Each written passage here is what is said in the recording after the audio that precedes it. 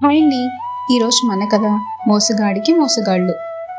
ఒక ఊరిలో ఒక పెద్ద మోసగాడు ఉండేవాడు. వాడు చేతికి తెలియకుండా గాజులను, చెవికి తెలియకుండా కమ్మలను కాజేసే రకం. దాంతో వానికి తనకన్నా పెద్ద మోసగాడు చుట్టుపక్కల ఎక్కడా ఎప్పుడూ లేడని చాలా పొగరెక్కింది. ఒకసారి వాళ్ళ ఇంటికి వాళ్ళ మామ వచ్చాడు. ఆయన రోజుకొక ఊరికి పోతా ఆ ఊరిలోని వింతలు విశేషాలు తెలుసుకుంటూ గుళ్ళు గోపురాలు చూసుకుంటూ తిరుగుతా ఉంటాడు. ఈ మోసగాడు ఆయనతో, మామా, నువ్వు తిరగని ఊరు లేదు, చూడని మనిషి లేడు, నీకు తెలియని వింత లేదు, కనబడని విశేషము లేదు అని అందరూ అంటా ఉంటారు.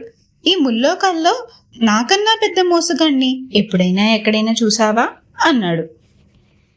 దానికి ఆయన నవ్వి, ఒరేయ్, తాడిని తన్నేవాడు ఒకడుంటే వాడి తలను తన్నేవాడు ఇంకొకడు ఉంటాడు అంటారు కదా పెద్దలు.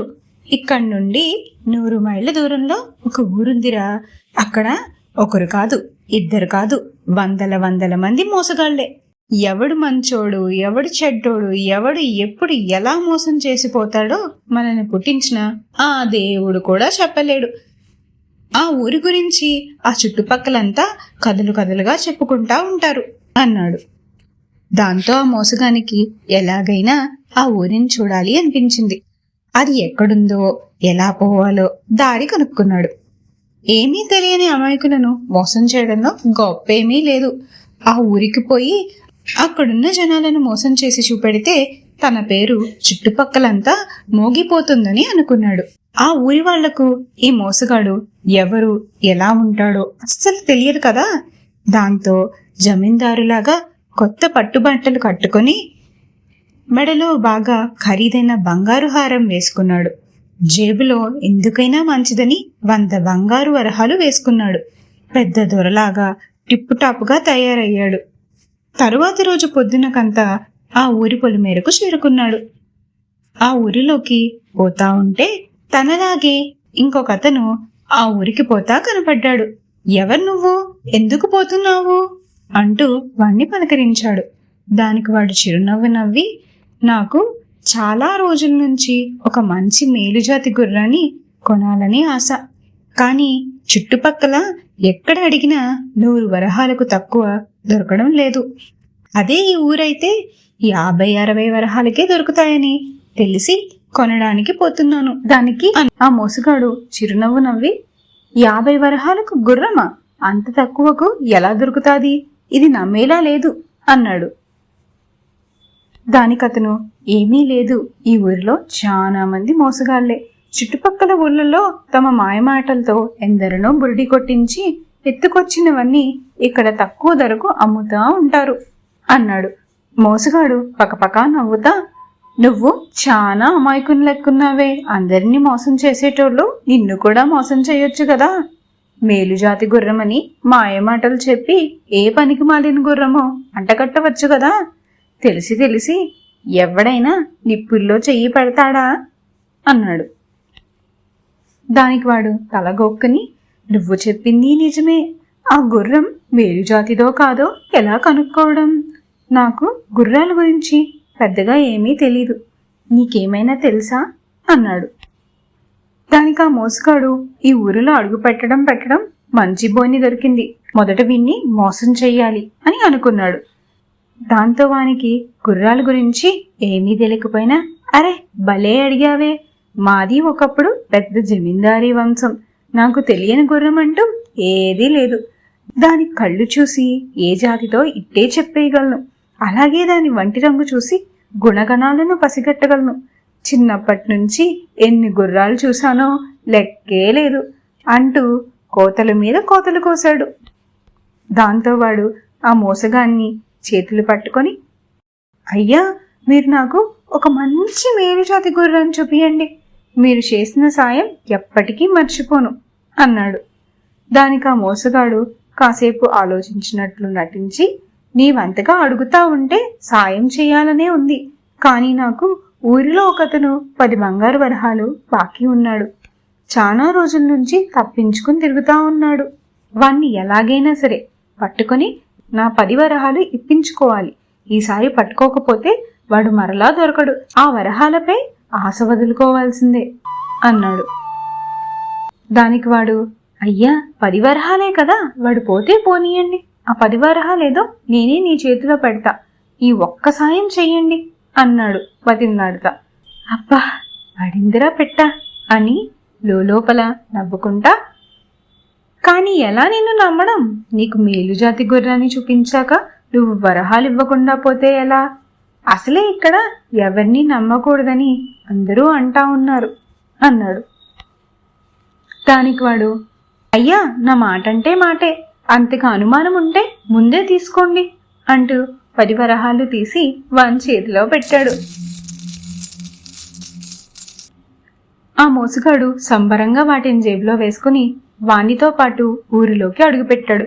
వీధి వీధి తిరుగుతా ఉంటే ఒకచోట బజారులో గుర్రాలు అమ్మడం కనిపించింది.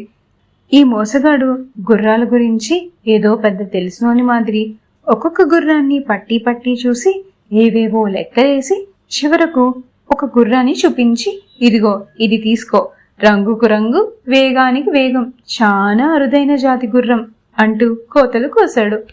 దాంతో వాడు సంబరంగా ఒకసారి ఆ గుర్రం ఎక్కి వీధి చివరి నుండి ఆ చివరకు నడుపుతా అన్నాడు.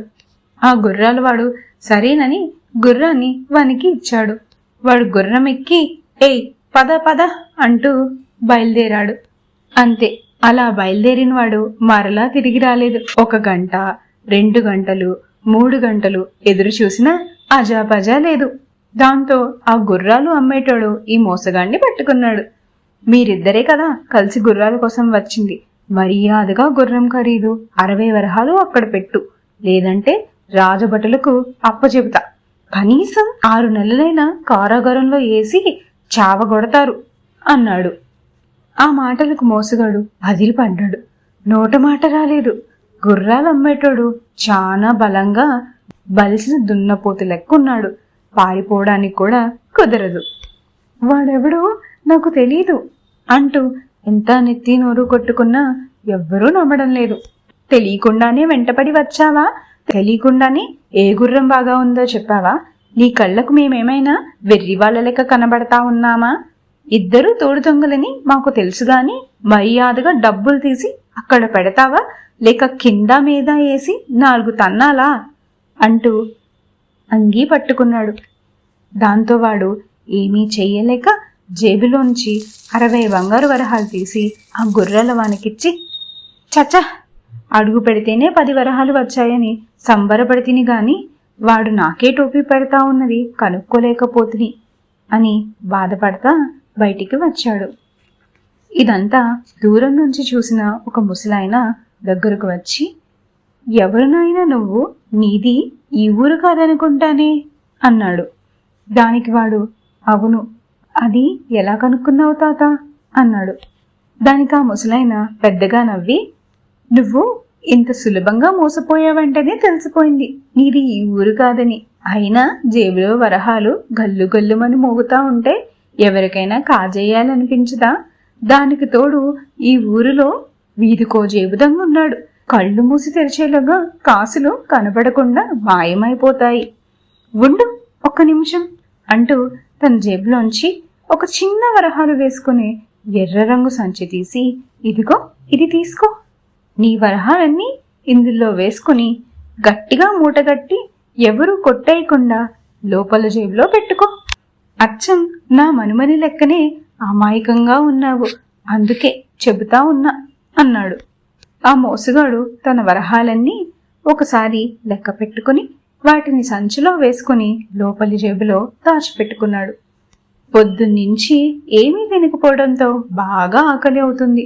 అక్కడ ఒక పెద్ద పలహారాల సల కనపడింది. లోపలికి పోయి కూర్చుని ఉగ్గాని బజ్జీ తీసుకుని రమ్మని చెప్పాడు. అక్కడ చాలా మంది ఉన్నారు. నచ్చినవి తెప్పించుకుని సంబరంగా మాట్లాడుకుంటా తింటా ఉన్నారు. అంతలో ఒక బట్టనెత్తి ఆయన పైకి లేచి గట్టిగా, దొంగ దొంగ, నా బంగారు వరహాలు కొట్టేశాడు, పట్టుకోండి పట్టుకోండి అంటూ గట్టిగా అరవసాగాడు. అందరూ ఉలిక్కిపడి వాని వంకే చూడసాగారు. ఆ అరుపులు విని బయటపోతున్న రాజభటులు లోపలికి వచ్చారు. బట్టనెత్తాయన రాజభటులను చూసి, అయ్యా లోపలికి వచ్చేటప్పుడు మూట ఈ జేబులోనే ఉంది, ఇప్పుడే అలా తింటా ఉన్నానో లేదో మాయమైపోయింది. ఇక్కడే ఎవరో కొట్టేశారు అన్నాడు. దాంతో భటులు అందరి వంకా చూసి ఎవరు ఇక్కడి నుంచి పక్కకి కదలకండి, బయటకు పోకండి అంటూ తలుపులేసి ఆ బట్టనెత్తి ఆయనకెళ్ళి తిరిగి, నీ మూట ఎలా ఉంది, దానిని ఎలా కనుక్కోవడం, అందులో ఎన్ని వరహాలున్నాయి అన్నారు. ఆ మాటలకు వాడు, అయ్యా నాది ఎర్ర రంగు వరహాల మూట, అందులో సరిగ్గా 50 బంగారు వరహాలున్నాయి అన్నాడు. ఆ మాటలు వినగానే మోసగాడు అదిరిపడ్డాడు. కొంపదీసి వీడు నా వరహాలకే ఎసురు పెడతా ఉన్నాడా అని అనుమానపడ్డాడు. రాజభటులు ఒక్కొక్కరిని వెతుకుతా ఈ మోసగాని దగ్గరికి వచ్చారు. మన మోసగాడు తెలివిగా తప్పించుకున్నాడా లేక దొరికిపోయాడా అనేది పార్ట్ 2లో తెలుసుకుందాం. Thank you. Please like, share and subscribe.